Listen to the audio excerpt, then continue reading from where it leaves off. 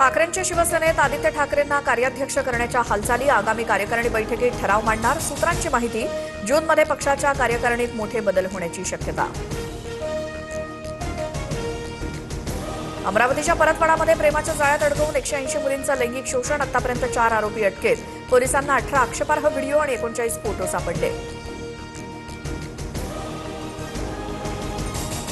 मुलींच्या लैंगिक शोषण प्रकरणी आज अमरावती बंदची हाक. अचलपूर परतवाडा शहरातील बाजारपेठ बंद. आरोपींवरती कठोर कारवाई करण्याची मागणी.